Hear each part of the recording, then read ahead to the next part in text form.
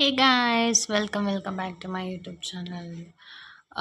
ಈಗ ನೀವು ನೋಡ್ತಿರೋ ಗಿಡ ಬಂದ್ಬಿಟ್ಟು ಡೆಸರ್ಟ್ ರೋಸ್ ಅಂತ ಕರೀತಾರೆ ಇದನ್ನು. ಇದು ಆಫ್ರಿಕಾದಲ್ಲಿ ಕಡಿಮೆ ನೀರಿರೋ ಪ್ರದೇಶದಲ್ಲಿ ಬೆಳೆಯುತ್ತೆ ಇದು.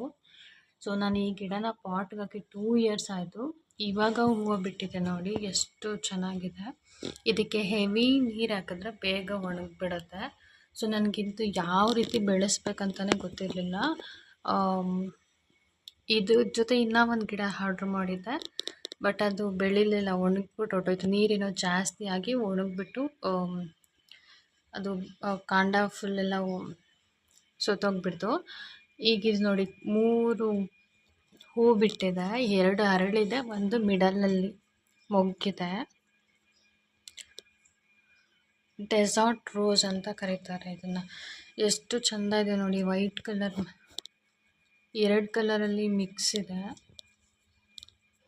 ಇದಕ್ಕೆ ನೀರು ಜಾಸ್ತಿ ಹಾಕ್ಬಾರ್ದಂತೆ. ಸೊ ನನಗದು ಗೊತ್ತಿರಲಿಲ್ಲ. ನೀರು ಜಾಸ್ತಿ ಹಾಕಿ ಒಂದು ಗಿಡ ಒಣಗೋಗ್ಬಿಡ್ತು. 2 ವರ್ಷ ಆದಮೇಲೆ ಹೂವು ಬಿಟ್ಟಿದೆ ಇದು.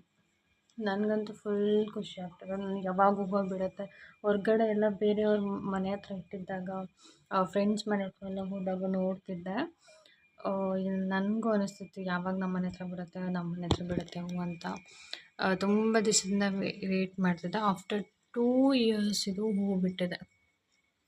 ಸೊ ಚೆನ್ನಾಗಿ ಗ್ರೋನು ಆಗ್ತದೆ. ಇದಕ್ಕೆ 5 ಡೇಸ್ ಒನ್ಸು ಗೊಬ್ಬರ ಎಲ್ಲ ಹಾಕ್ತಿರ್ಬೇಕಂತೆ. 5 to 8 ಅವರ್ಸ್ ಇದನ್ನು ಲೈಕ್ ಸೂರ್ಯನ ಬೆಳಕು ಬೀಳಬೇಕಂತೆ ಇದಕ್ಕೆ.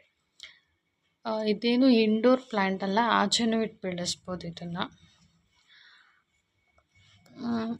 ಐ ಹೋಪ್ ಈ ವಿಡಿಯೋ ನಿಮಗೆ ಇಷ್ಟ ಆಗಿರುತ್ತೆ ಅಂತ ಅಂದ್ಕೊಂಡಿದ್ದೀನಿ. If you like this video please like ಮಾಡಿ, ಶೇರ್ ಮಾಡಿ, ಹಾಗೆ ನನ್ನ ಚಾನಲ್ನ ಸಬ್ಸ್ಕ್ರೈಬ್ ಮಾಡ್ಕೊಳ್ಳಿ.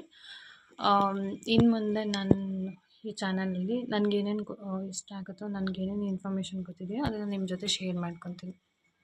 Thank you. Thanks for watching my video.